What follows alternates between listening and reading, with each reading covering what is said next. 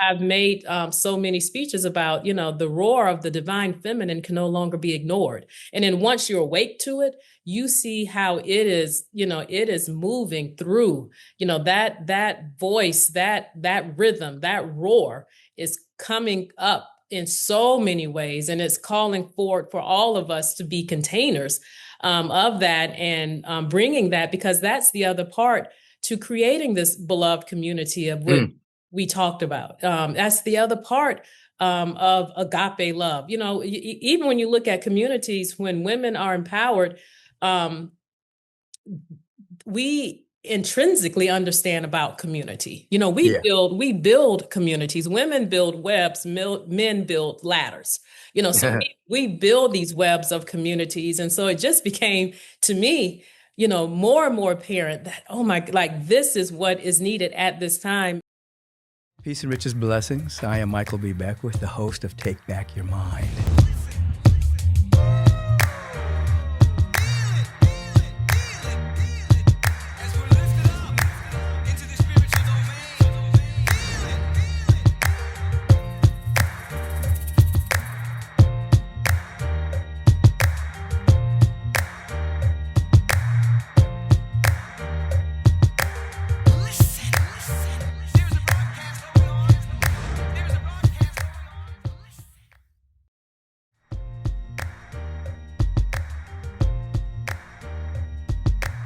Peace and blessings, everyone, and welcome to Take Back Your Mind podcast. I'm your host, Michael B. Beckwith, the founder of the Agape International Spiritual Center. And for those of you who are new to this, you may recognize me from a featured teacher in the movie The Secret or 40 other movies. Or you may remember me from my book, Spiritual Liberation or Life Visioning. Doesn't matter. You're meeting me now. And every week I get to have soulful conversations with individuals who have taken back their mind, opened up their heart to make a mighty difference on the planet at this time in human history. As A.T. Arya used to say, he was the individual that dissolved the caste system in Sri Lanka. He would say, don't waste your incarnation. That's what he would tell people. So I have somebody with me today who's not wasting her incarnation. Arndrea Waters King is with me today. Arndrea, welcome to Take Back Your Mind. Oh, thank you for having me. You are certainly one of my favorite souls on this planet. So anytime I have a chance to spend any time with you, whether if we're together or on the screens, it truly is a delight. It's a treat. Absolutely. I feel the same way. So for those of you who may not know who I'm speaking with this morning or afternoon or evening, whatever time zone you may be watching this in, listen, Arndrea Waters King is a visionary leader at the intersection of justice, feminine empowerment, and transformative community impact. As the founder of Divine Feminine, she champions a global movement inviting women to reclaim their inner wisdom, grace, and sacred strength. Qualities often suppressed in a culture that prioritizes productivity over presence. I like that. A culture that prioritizes productivity over presence. Now, through storytelling, conscious leadership, and community building, Arndrea reframes leadership as an act of love, absolutely, and a pathway to collective healing. A National Merit Scholar, president of the Drum Major Institute, co-founder of Realize the Dream, chancellor at Legacy College, and co-host of My Legacy podcast, Arndrea blends decades of civil rights leadership with spiritual insight. Her work bridges legacy, service, and feminine wisdom, guiding individuals and communities towards deeper wholeness, balance, and purpose within themselves and across generations. Welcome, Arndrea. You know what I'd love to? First of all, thank you for being at Agape recently. You and Martin Luther King III, your daughter Yolanda, just your presence on that particular day was something coincided with you being there, all three of you being there and speaking into the congregation. And then all of those individuals from Iran who showed up to be blessed during the revolution that's happening in Iran. It seemed to all coalesce together in a very powerful, powerful day. And then subsequently, obviously, we hung out, went to dinner, or we did something We did a lot of fun things. and hung So, out. So it's yes, good. It's always good hanging out. It's always good when I come to Atlanta and stay with you guys. And it's just a beautiful relationship. I love it. I just want to count my blessings with some of the wonderful friendships I have in my life that also nourish me. So welcome to Take Back Your Mind. The last time you were on, you were with your husband, I think. You guys were I together. believe so. Yes. Yeah. And, it's interesting because as you were saying, to have friends that become family, Yes. that's what you all are to us. And so it's always so wonderful to be with our family. And a lot of people may not know, but we actually, Martin, myself and Yolanda, we are Agape members. We stream, we travel quite a bit. And, wherever we are, if we don't catch the streams live, then certainly throughout the week, but we are proud Agape members. Yolanda was raised in and through Agape. And so we actually came out to actually be in our home church for the weekend. People were like, well, are you doing anything out here? Are you meeting? Are you, there's a lot of things going on in the city. We're like, we're here to go to church.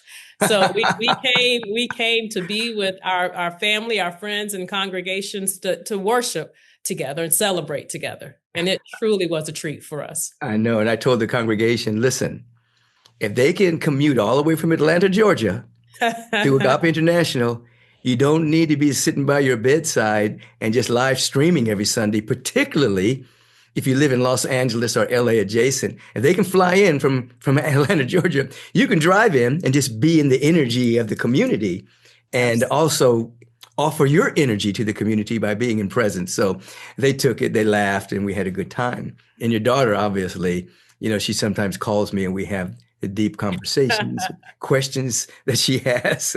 she's always on the edge of greater discovery and asking more questions. And it's beautiful just for us to be family. It's a sweet bonus in life, Yes, it is. It's a beautiful gift. And I always say that Yolanda is a group project, which she is, and you and Lee and so many people at the church are part of the group right. That helped raise Yolanda. Like, there have been a couple of times when I'm like, Yolanda, come on down to dinner. So I can't, I'm on the phone. And as her mom, I'm like, you can't. Who are you on the phone with? Rev. I was like, okay. All right, you all may proceed. Yeah. Absolutely. I remember when we met, or even shortly after that, I realized you told me you worked with C.T. Vivian. You worked with him for many years. Yes. And I had him speak at Agape a few times. Wasn't he fantastic? Yeah, he was just a fantastic individual. And that made me really like spark up when I realized that you were right there with him working and making a mighty difference on the planet for civil and human rights. And it's very, very powerful. It was a tremendous gift to be able to have worked for him, to be mentored by C.T. Vivian, and my abiding, not only faith, but my deep knowing of the greatness of humanity and also the importance of how powerful each and every one of us are in that unfolding. Yes. That does not come from as wonderful as my husband is, and he's a magnificent man. It doesn't come from marrying into such a wonderful family. It comes from actually having worked for people who actually have changed and bent that moral arc of the universe. So I know inside of my fiber and being what happens when we all come together and stand together. Absolutely. Let me ask you this. What first called you to weave the divine feminine into your lifelong work of justice and leadership? I think it would start with the work that I did working for C.T. Vivian, because the other part of that story is that the work that we did, it was an organization called the National Anti-Klan Network originally, and then it became the Center for Democratic Renewal. And that work was to monitor hate groups such as the Ku Klux Klan, neo-Nazis, skinheads, also actually go into communities that had experienced hate violence, Black churches that have been burned. I worked on cases where women's health clinics were bombed, Black churches burned, James Byrd, decapitated in Texas, a young man in Mississippi that was found hanging in the front yard of his home that had been dating a white woman. We helped work on the case of Matthew Shepard. So I think for me, seeing in some ways the worst of humanity, I Mm. remember having uh, a sign on my wall at that office by Bell Hooks that says, "We must never become like that which we're fighting against." Yes. Um, but I felt like at the point in time when I could no longer separate as much, that the spark of joy in my life, I knew that it was very rewarding work in so many ways. I mean, working for CT Vivian and Right. and Ann Braden and helping communities come together and stand together. Working on the first faith-based edition to show all faiths how we could work together and build community. It was very rewarding, but also the way in which I was going about it was depleting.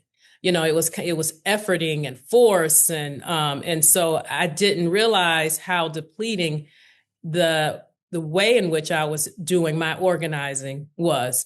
And then also being a natural, this society, when you're considered a natural leader, it's when you also have a lot of the qualities, if you will, of the divine masculine, which is wonderful, which is, I love the divine masculine. We Right. Right. do, and we have both.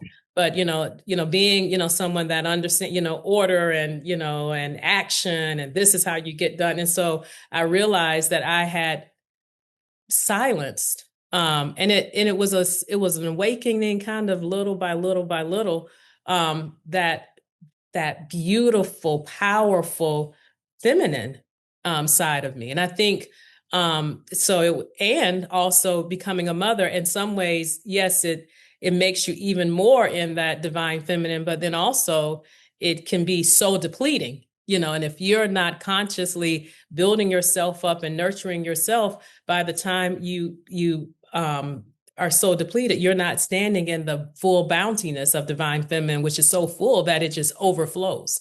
Right. That divine feminine carries a kind of an intrinsic nurturing, Yes, embracing, loving of all beings, and ultimately assists people to an understanding that everyone is our family. Like Jesus absolutely. saying, "Who is your neighbor?" Everyone is our neighbor. And so it's not just the hyper masculinity or the divine masculine, as you say, getting things done, but it's actually an embracing as well. Now, how did the rising of the divine feminine and your understanding of it shift your understanding of leadership? The more that I really not only studied, but sought to embody all of these, mm, allow, if you will, all of these qualities that we as women have that really are our superpowers. Yeah. Whether we're talking about the compassion, the nurturing, and we spend so much time nurturing everything and everyone else, but also nurturing ourselves, and slowing down, harmony, but the more that I leaned into the studying, and also leaned into being, Hmm. all of that, and also lean into allowing, receiving, then the more that it continues to grow and grow and expand and expand. And it became a natural lens to see, oh my goodness, this is what is so needed, not only for all of us, like women together, but this is what is needed in the world. Yes. I've made so many speeches about, the roar of the divine feminine can no longer be ignored. And then once you're awake to it, you see how it is moving through, that voice, that rhythm, that roar is coming up in so many ways, and it's calling for all of us to be containers of that, and bringing that, because that's the other part to creating this beloved community of what Mm. we talked about. That's the other part of agape love. Even when you look at communities, when women are empowered, um, we intrinsically understand about community. We Yeah. build communities. Women build webs, men build ladders. So we build these webs of communities. And so it just became, to me, more and more apparent that, oh my, like this is what is needed at this time. And in the world, and it's time, and we all have such an important part and piece to play in that. But yeah, she will no longer yeah. Absolutely. And you brought up something, how would you define the divine feminine that actually transcends gender into the understanding of just universal human wisdom? Because Mhm. what you're speaking about is it actually transcends gender. It absolutely does. I think understanding the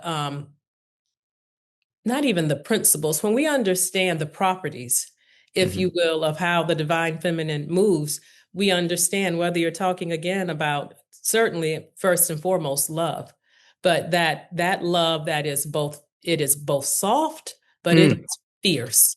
It Hmm. is fierce. If you want to, if you think that that love is not fierce, try to come between a mama cub and a baby cub and a mama bear.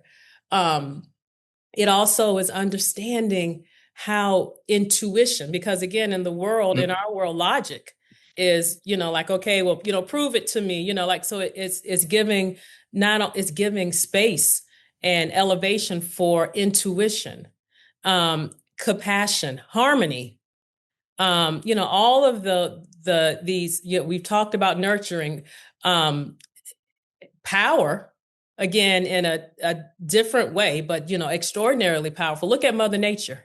Yeah. Hmm. So what it is bringing all of these elements alive within us. And as we're bringing them and giving them space and alive within us, they're going to have no other choice but to outflow in our actions and the world. It informs how we do stand up to what we're seeing in the world. It informs how we interact with each other. Informs how we act with our communities, and it informs how we act even to the perceived injustice that we're seeing. Absolutely.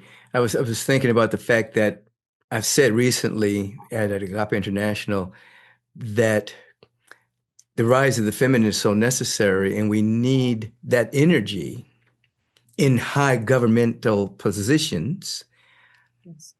because the men are basically the masculine energy, is normalized war. It's Yes. normalized conflict. It's normalized separation. It's normalized division. A lot of it's normalized because as long as we're divided as a people, we're more easily controlled, and we will not stand up for justice. We will not stand up for the highest and best of the citizenry. But I think that feminine energy, as you're describing it, particularly in leadership, is not necessarily just going to send little boys, and I'm talking about 18, 19-year-old boys, to go into war over resources or for whatever the proclaimed thing that they're going to war for, because I think that energy is more of an embracing that all children are all children, you know. Yeah. And so it's so necessary at this time in human history, not for women to rise up in leadership and be the masculine energy, which historically women have had to do that. In order to get Yeah. in, they had to become the masculine. Exactly. But now, with individuals like yourself, highlighting the feminine in a different way, that Mhm. it's the combination of the masculine and the feminine that basically comes into leadership, transcending gender. Are you optimistic at the pace at which the feminine is rising? I mean, I know you. I know a lot of the women around me are very powerful here at Agape and in my personal life, and yet have not given up their feminine side. You know what I mean? But do you see that happening more and more and more on the planet? Oh, absolutely. Absolutely. And two other attributes of the feminine: healing, Yeah. and also creativity. Yes. And I think that, yes, I see more and more this rhythm, this heartbeat of women really more and more stepping into that feminine power. And, one of the things that we talk about too, there's a lot of, going back and forth, with queen, but, real queen does not look away. Mm-hmm. Feminine is not afraid Mm-hmm. of going into the darkness. In fact, creation is done in the darkness. Think about a womb.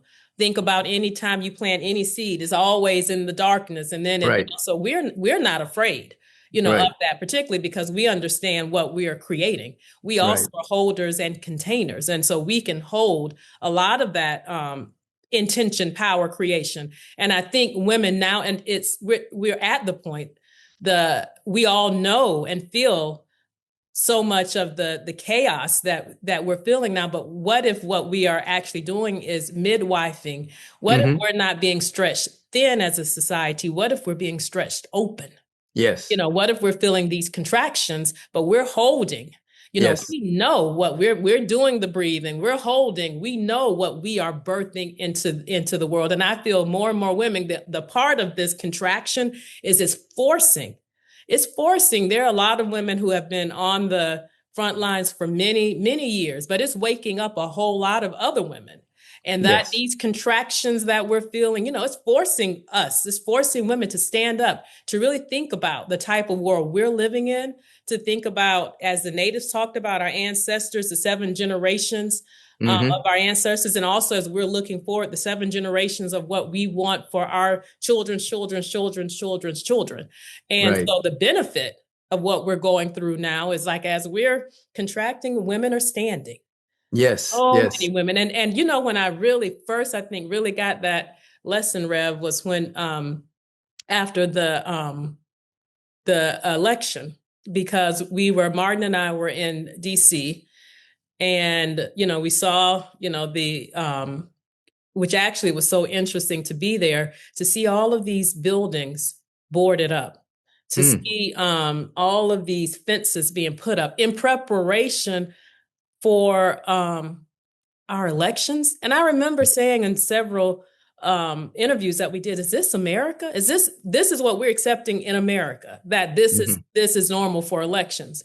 But Hmm. when everything, when everything came in, the hardest call that I was having to make the next morning was to our daughter. And I was like, oh my goodness, what am I going to say to, help lift her up? Because it wasn't that the vice president didn't win. It was, I think, for so many women, particularly Black women and women, like to say, I am sorry. I'm sorry that the world still is not ready to see fully, the brilliance and the beauty of and brains of a Black woman. And so, like, I was, kind of feeling that and licking my wounds. And but I, when I picked up the phone and called Yolanda had a resoluteness. Ah. So she ended up kind of comforting me. Like, instead of like crumbling, it made her like, wait a minute, like, and this is what I'm going to do. And this is what I'm going to do in my future. And this is what I'm going to do. And so many of her friends. And so I think, to your question, that is what we're seeing in so many women now. So the gift of this time Hmm. is that it is really forcing that divine feminine up and out. Like I said, she will not be ignored, and women are coming up and standing up and rising and holding each other Hmm. in ways that I haven't seen. What does divine feminine, you started to talk about this a little bit. How does divine feminine speak to burnout? Because sometimes um, the feminine and women can sometimes martyr themselves. You know what I mean? And just kind of they deplete themselves by working for the family to such a degree, or working for the neighborhood, or working for whatever. How does the true divine feminine address that? And that's one of the things that I love to talk to women about, because Mhm. for so many years, I was depleted. I Mhm. was, you're giving, you're giving, you're giving. And so Mhm. the importance of, even being deliberate, slowing down, right? Which sounds, I have too much to do. I can't, like literally being in those moments, retraining and healing your nervous system, Mhm. slowing down, staying in connection with your breath, staying in connection with what fulfills you. What are your desires? What do you enjoy?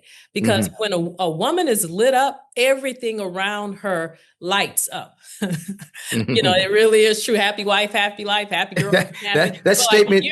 when you're lit up, when you're that magnetic, think about, even you think about the art of creation. The egg just stands there magnetic, Uh-huh. right? Yeah. And This is then magnetic everything is trying energy. to come. Yes. And so, I think, and again, it speaks to, number one, us talking about the attributes, giving ourselves permission, setting some boundaries. You're gonna have to set boundaries with yourself, with your family, if they're so used to you overgiving, and rediscovering that rhythm in you, rediscovering that young, girl that just wanted to run through the sprinklers, if that, what is it that lights you up now? And then being deliberate by finding that every day. It might just be, like some mornings it's like just having a warm, hot cup of coffee.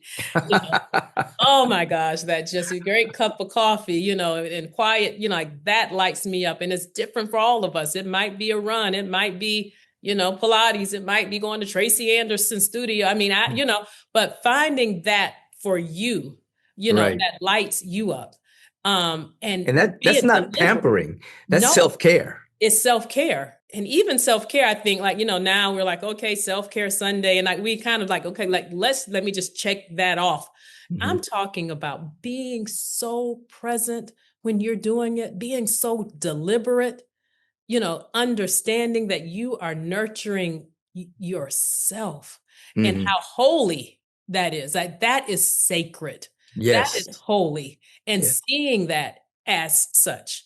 Yes. And finding, look, I mean, it might be getting a delicious, I'm sorry for those who eat who are not on sugar, but like a small, delicious piece of chocolate, something for you that Yeah. lights you, that you enjoy, and that gives you pleasure every day.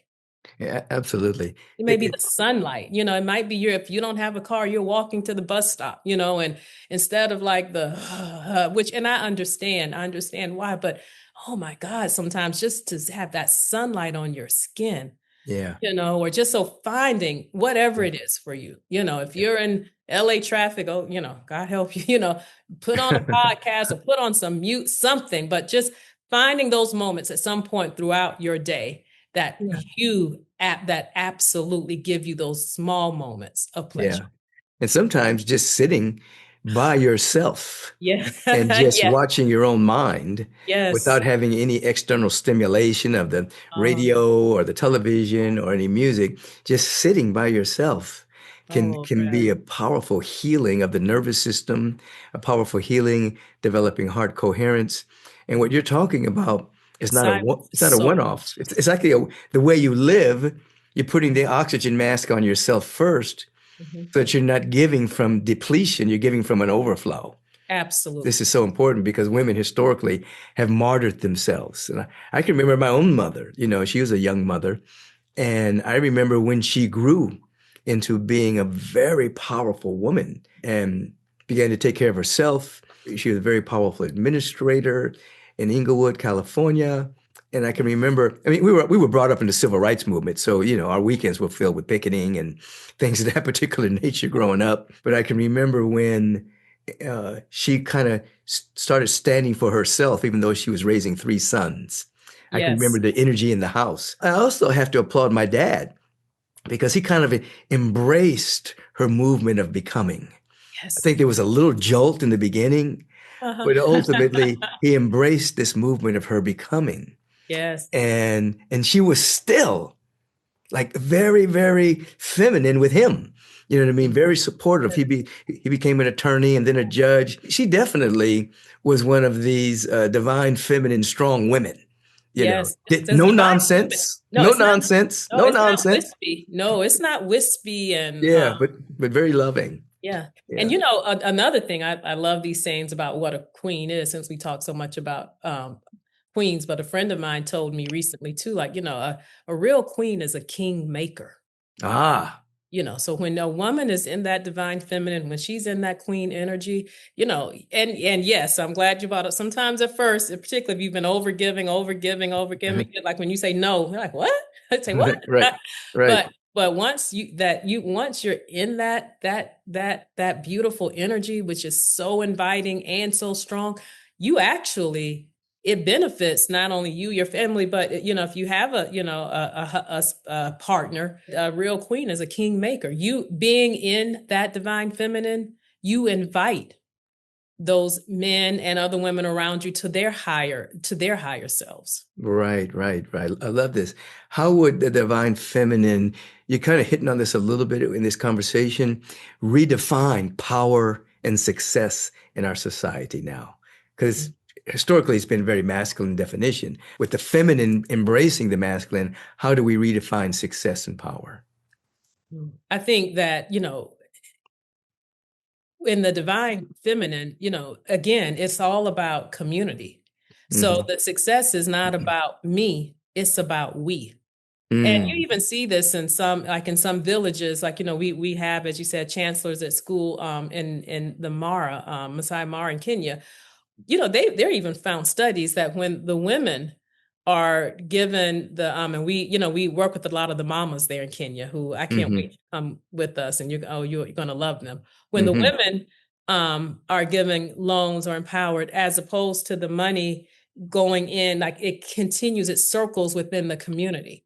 And we can see that, we can see the studies that when women are empowered and successful, actually, it actually uplifts all of the communities. You can see a lot of the banks and micro lending. That's why they would prefer, in a lot of instances, to lend to the women, because we understand that when women are empowered, it actually heals the world, and that is not that is literal. We have evidence of that, certainly, Right. and then even more so spiritually. So as we are, because we understand, we're looking at things from a web as opposed to a ladder. We're building a web, we're building a community.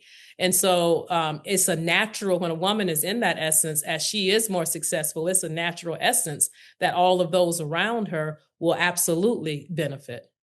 Yeah, I can see that they create community. It's the we you were talking about, and there's a circulation.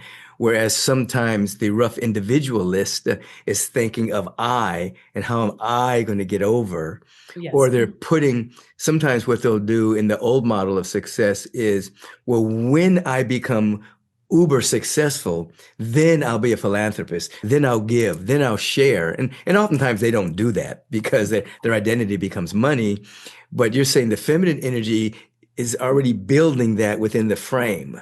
It's And already it's all, built into it. It's not yes. waiting until you become uber successful. It's already in the frequency of generosity that gets to celebrate and assist all people.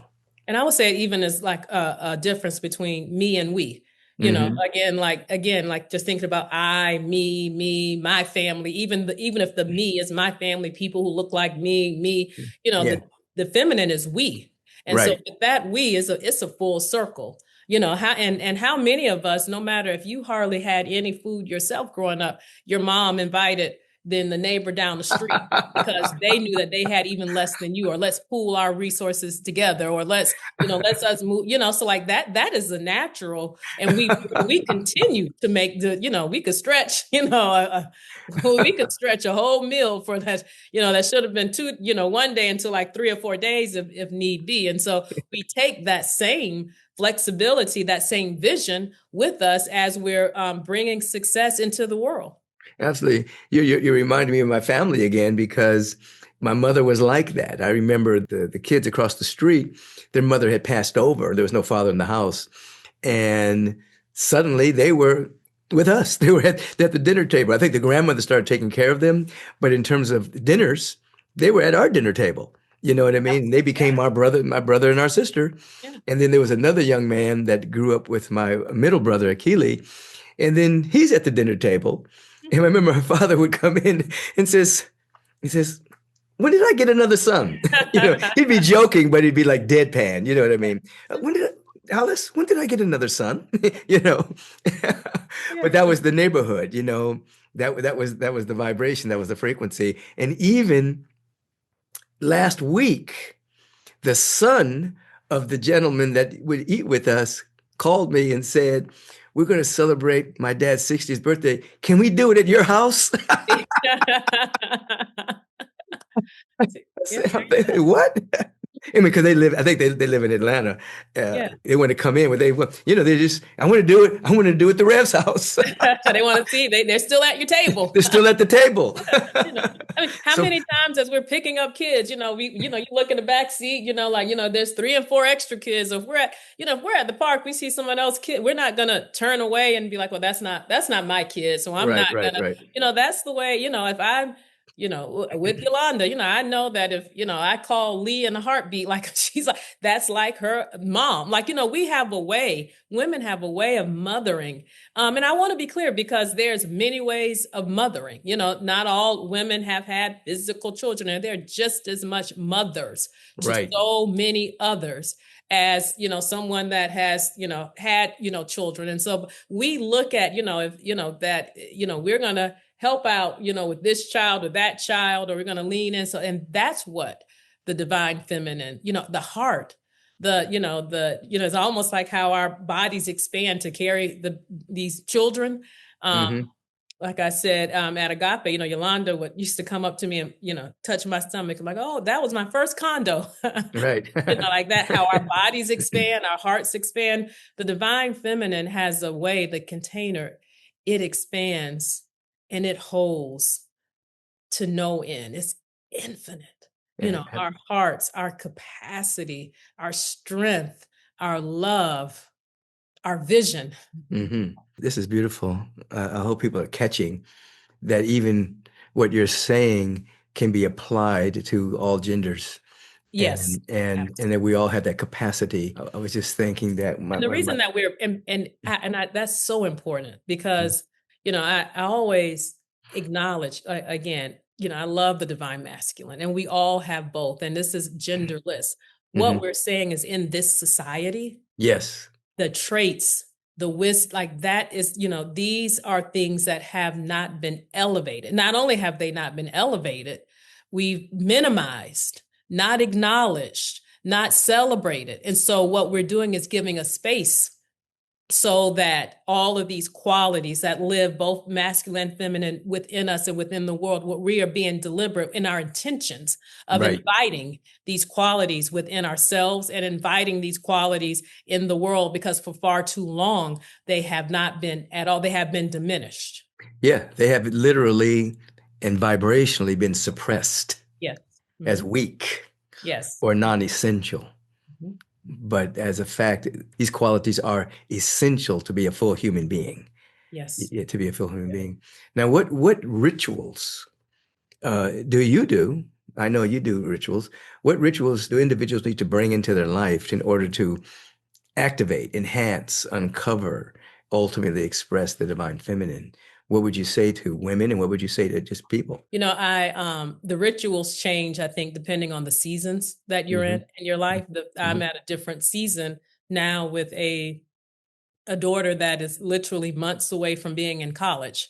My season is different than when I have a newborn and I'm up all night, or, you might be in a season where you're, taking care of aging parents, or you yourself, a partner. So I think that number one is acknowledging what season you're in, and understand that with the flexibility that what did or did not work then will not work now, but it is being deliberate.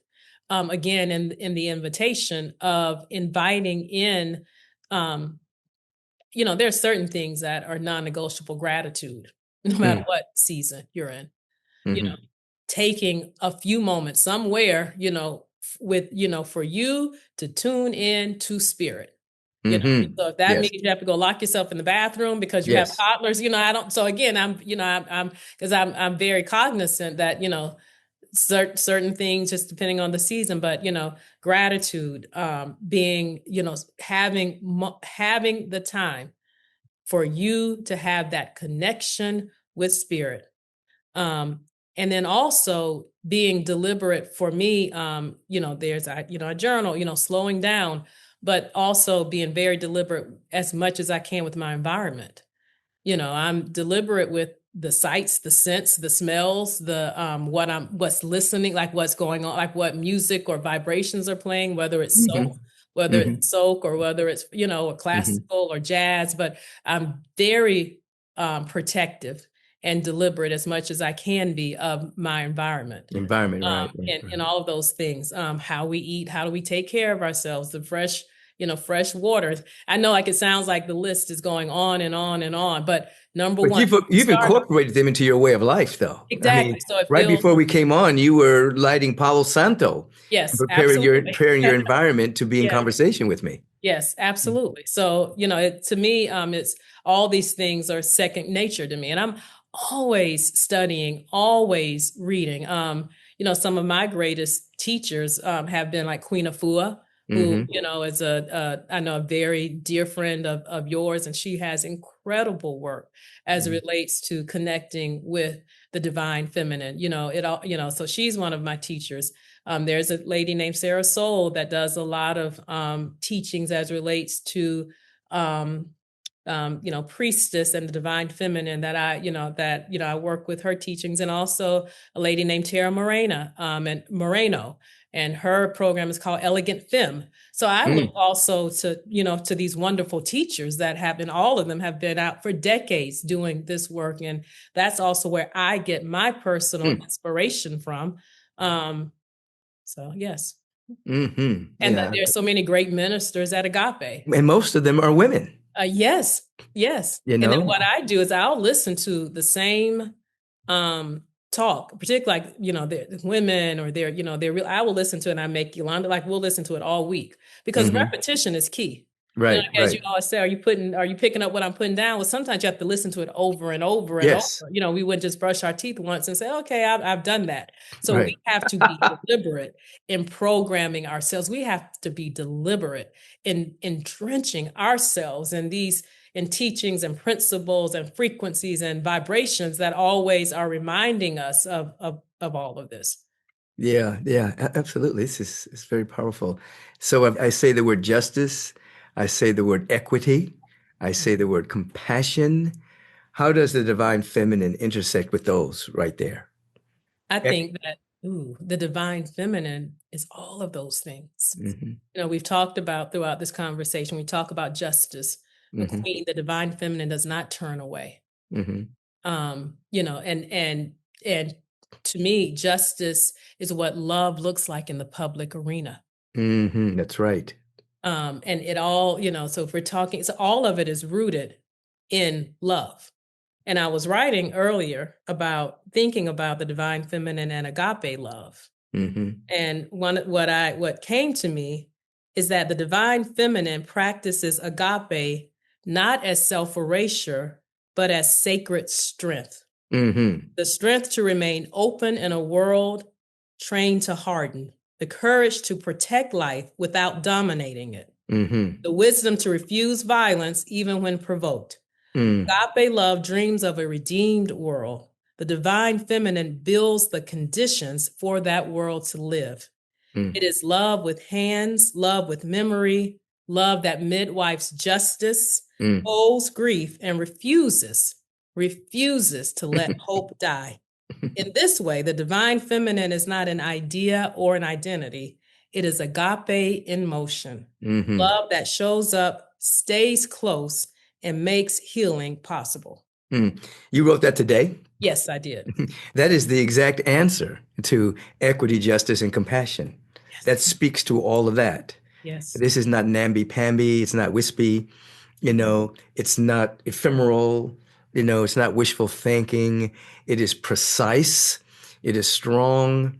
It is strong and soft at the same time, meaning it's not aggressive, but it's definitely precise in terms of the movement, being a movement of transformation for oneself and for the planet, Mother Earth, for everyone. Beautiful beings have released a book on legacy. And Mhm. so, how does legacy inform you now at this time of your journey? When I use the word legacy, what does that mean to you personally now?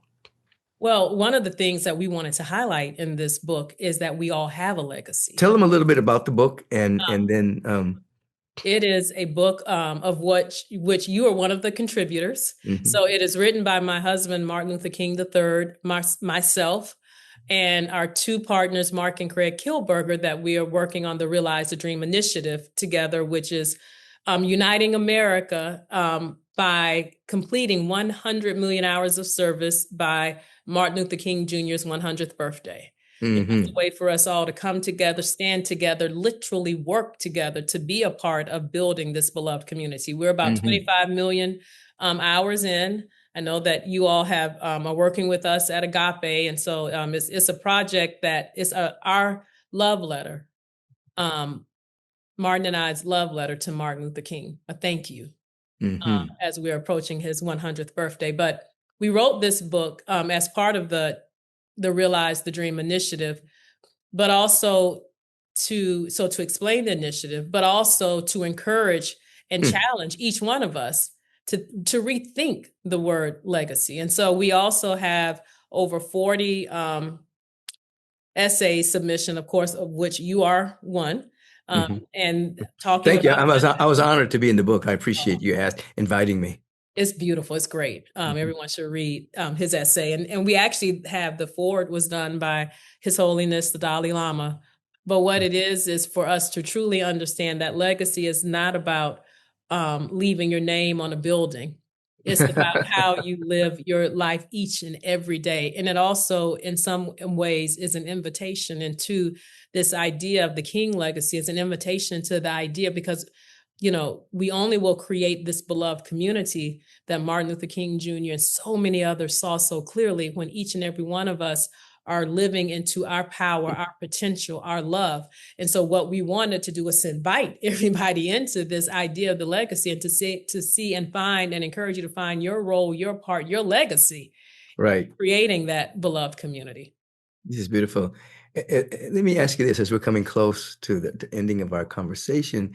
Was there a particular moment in your life that began to define what your calling would be, becoming the person that you are now? Was there a pivotal moment, an awakening, or an incident or a circumstance where it created a definition that you would be about this work for the rest of your life?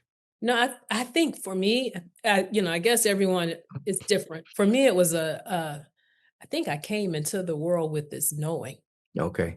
And obviously, I was blessed by having, the greatest mother in the world. She Mm. was the first Black, My mother was your mother? yeah, we're brother and sister.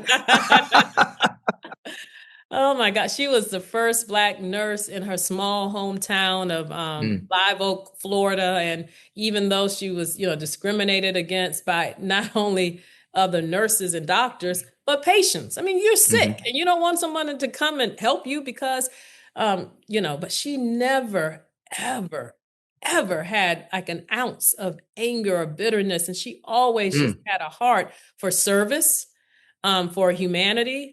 She during the AIDS epidemic in the early 80s, she and this is when a lot of nurses and doctors, but certainly she was working with nurses, wouldn't want to treat AIDS patients. A lot of ignorance, and so my mom was so troubled by how AIDS patients were not being treated, how they were being treated, that she wrote a manual, wrote a video, started in the video about how to treat AIDS patients with love and dignity.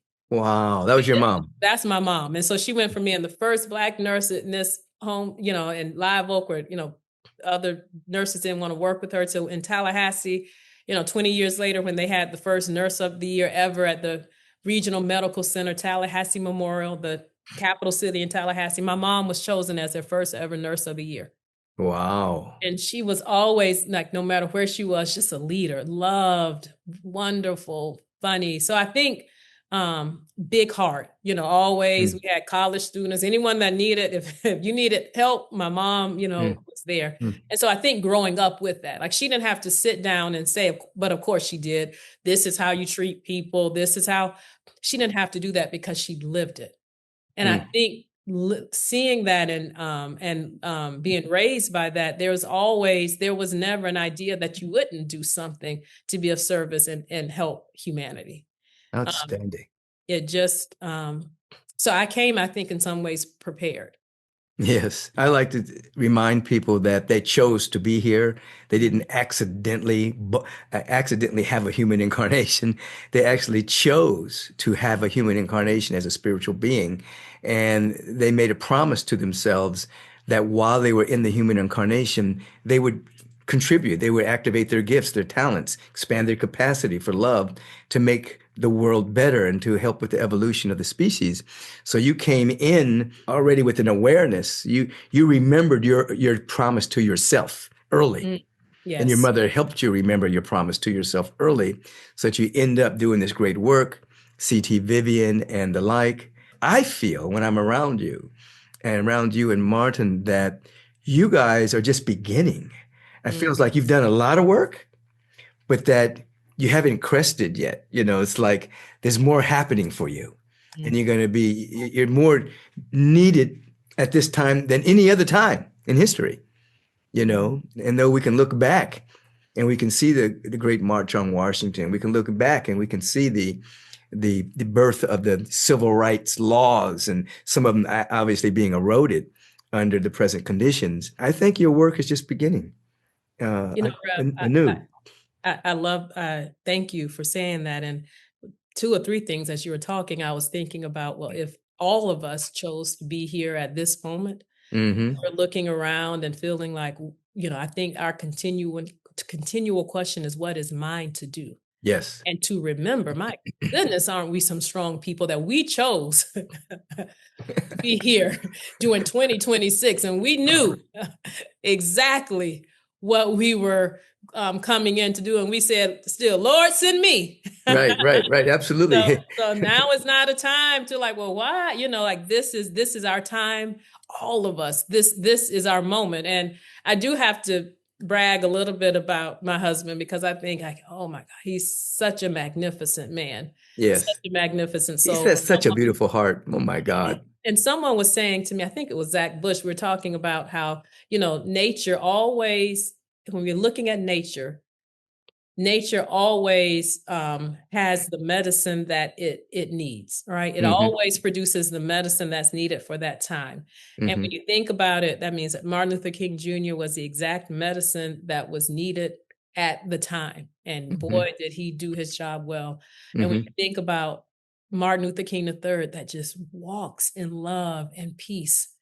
Hmm. Can you imagine? That's the exact medicine. That's the exact Martin Luther King that we need for these times when Right. everything is so inflamed and so. Along with the Kingmaker, There you go. Arndrea Waters King. Oh my God. Let me just say two things, more than two things, but I may get in trouble for this, but I want to mention some of the female ministers we have here at Agape. I just want to say their names, Yes, like Reverend please. Coco Stewart, Reverend Nages Mosafare, Reverend Cheryl Ward, Reverend Julie Moret, Reverend Susie Alula, Reverend Arlene Hilton, Reverend Joanne Coleman, Reverend Wendy Silvers. These are just a few of the individuals who, That we see you. yeah, We appreciate you. yes. We thank That, God for so I you. hope I don't get in trouble leaving somebody out because I'm just doing this off the cuff of my mind. But these individuals have done tremendous work upon themselves in the different work that they do within Agape, and obviously outside. Formally, Agape is magnificent and is mighty and is beautiful. And Mm. also, you mentioned that you use soak, and people may not understand what that is when you said that. And soak is SOAAK, right? Yeah. .com. We're vibrational beings, and Mm. it's a system that allows you to come into harmony with a higher frequency, whether it's sleep, whether it's well-being, whether it's anti-anxiety. So if you want to know more about it, just go to SOAAK.com, study it. As a matter of fact, when you check out, you put Agape and you receive it for a month for free. So I know you said it because it's a part of your life. But if people don't know what it is, I wanted them to know what that is. And so as we come to a close, and this has been great, Andrea, it's been great. Any last comments? Anything, imagine yourself 5 minutes after our conversation and your mind says, oh, you should have mentioned this. Is there any of that bubbling up in this moment? And Just how can people find you and the work? they can find me with my website, and we talk about the divine feminine there, which is Arndrea, Hmm. Arndrea Waters, Waters King King.com. Hmm. Yeah. And then also and that and that also has information about Realize the Dream. I invite each and every one of you to work with us, to be a part of Realizing the Dream. 100 million hours of service by Martin Luther King Jr.'s 100th birthday. You Which also, is when? Which is which when? How is many in years? 1929. Okay, so we got to get on it. We Okay. have to. We have the NFL, NBA, Major League Baseball, tennis. We have the Teachers Associate. We're in 2 million classrooms.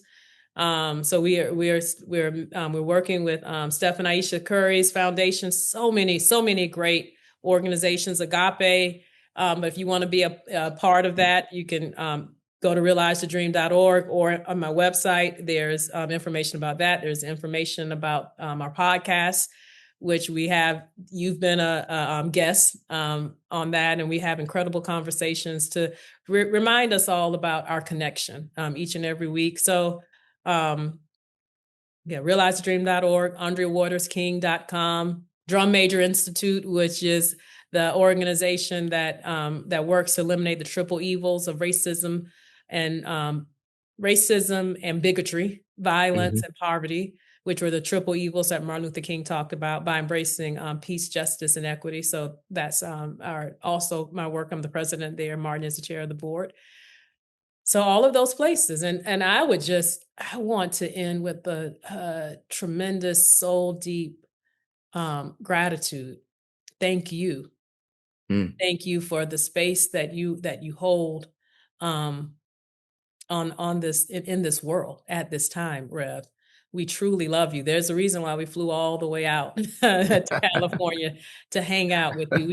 We love you, and we love Agape. And if you're hearing my voice, I want you to know that I love you, believe in you, and that, one of the things that I keep coming back to a lot is that Gandhi's quote, when he talks about when he despairs, and he says that, in the end, that love and truth and beauty have always won. He said, there have been times when there have been tyrants and murderers, and they seemed invincible, but in the end, they have always failed. And he said, think about it, always.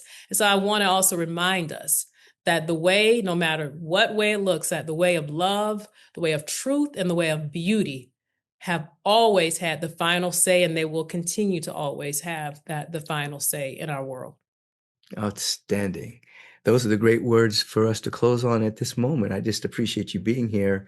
And what came up in my mind was, I remember having dinner with C.T. Vivian, and he told me a story of intuition. He said that they were doing some voter registration, and he dreamt in this dream, he was shown that the police officers or the law enforcement would come, and sometimes they on purpose drop their billy club so that if you pick it up, they're able to beat you because you have a billy club in your hand. And so he had that dream about that. So the next day when they go to do their voter registration, an individual dropped their billy club, and he knew he had already dreamt it. His intuition was high. So he picked up the billy club and put it in the street and says, we don't need these things here. And it totally thwarted their desire to beat people because he put the billy club in the street. And so that, I think that was a merging of that divine feminine energy. Yes, that that's intuition. what I was thinking. That goes to, I love that it came through C.T. Vivian, because it also comes back to that the divine feminine is genderless. Right. That intuition, which is one of the faces of the divine feminine. Yeah. Right. Beautiful. So I love you so much. I love you. I love Martin. I love Yolanda. I love the great work that we're a part of to actually give birth to a kind and just global society that embraces all, eliminates none. Thank you, Audrey, for being with us. Appreciate you. Thank you. Love you. Peace and blessings, everyone. Thank you for tuning in to Take Back Your Mind and continue. As she said earlier, you may want to watch this episode more than one time just to hear certain things that you may not have heard the very first time. Have a beautiful and bright day.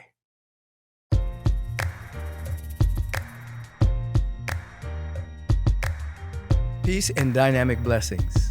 Many of you have written letters about how much you really appreciate the Take Back Your Mind podcast and the life questions. So appreciate those letters.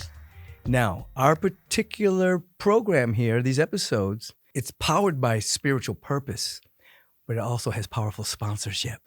The primary sponsor is Agape International Spiritual Center. So everything that goes on here, Agape is behind it. So what I want you to do, I want you to support the Take Back Your Mind podcast. Go to agapelive.com, make a donation, put a little indication that you're supporting the podcast in that donation. or text the word give to 424-321-6243.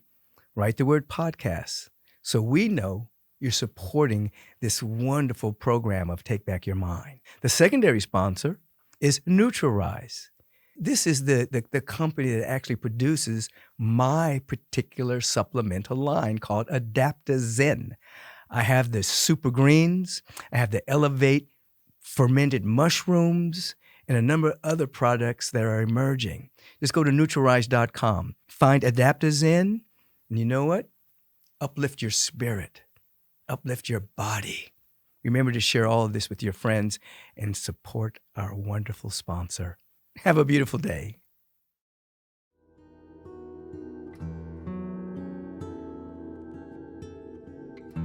Glorious morning to you, great afternoon, good evening, whatever time zone your body temple may be in.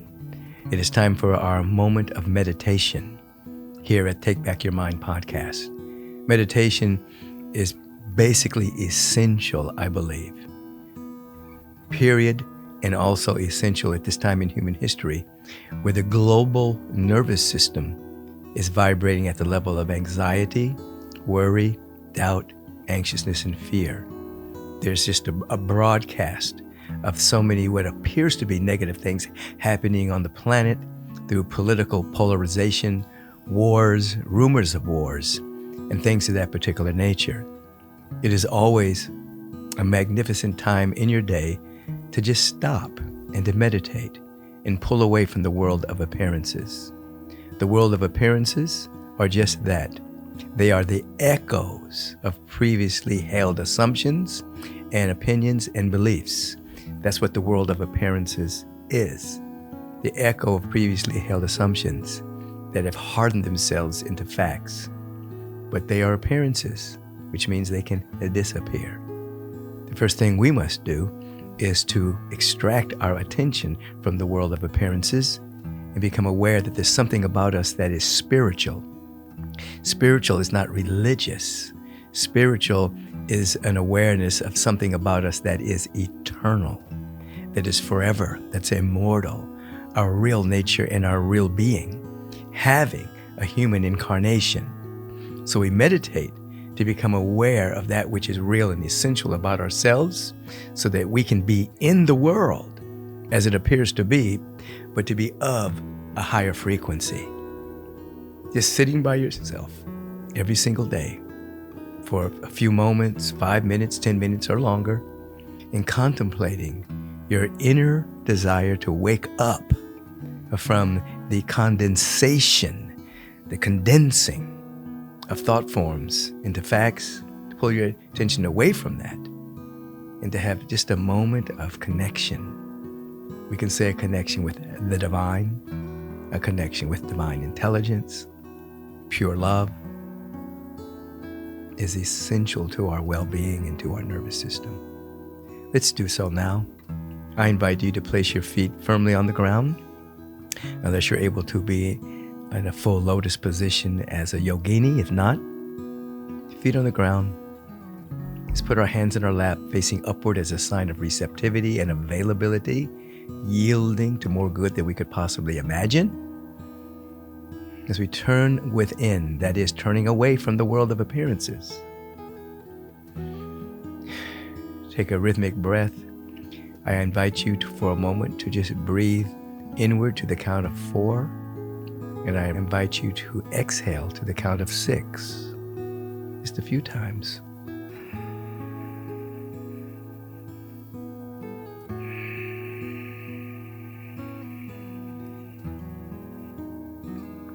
In 4.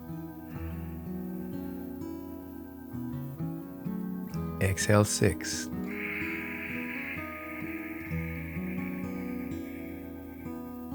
Into the count of 4.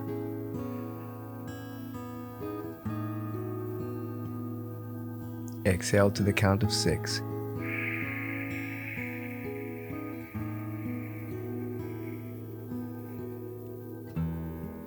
As you allow for your breathing pattern to assume its own normal rhythm, notice that you've just activated your vagus nerve, so that you're coming out of the fight or flight reaction, and you're activating your parasympathetic system, which allows you to just rest in the awareness that all is well, and that your nervous system is now acclimating itself to that feeling. Now, simply say to yourself, I sit to wake up to my glorious nature. Let that be this moment's intention. I'm waking up to my glorious nature.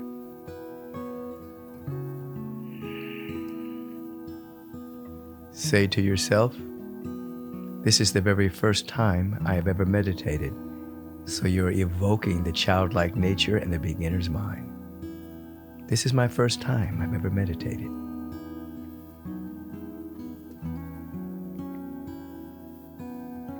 Say to yourself, I am conscious of my breath. This keeps you present. You can't breathe in the future or the past.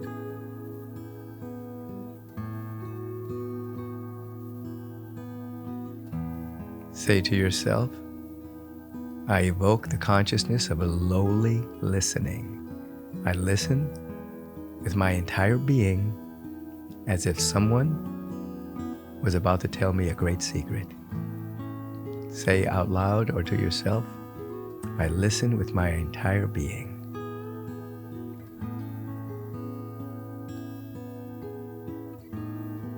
Be aware there is an eternal broadcast being broadcast throughout all creation.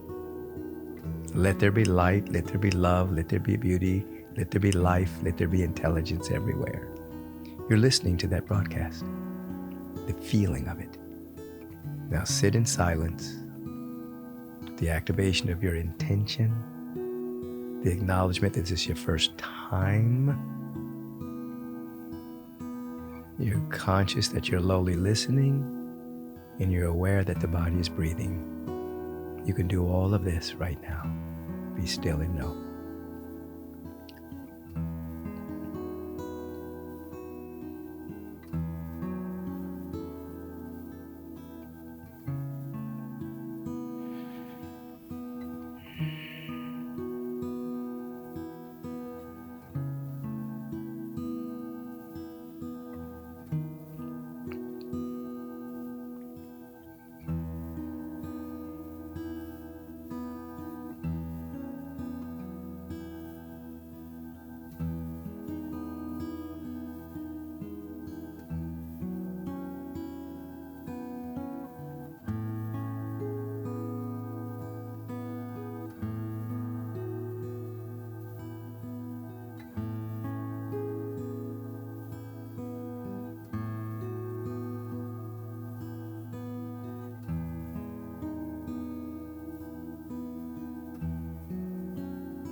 With every breath, your stillness is taking over your being.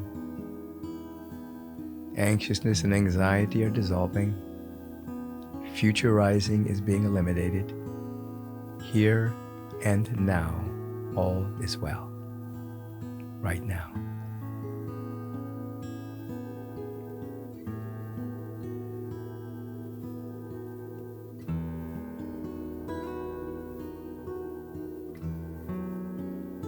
With this pure feeling of connection, we give thanks for our being.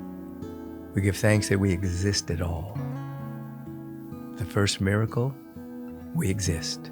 We give thanks for this miracle.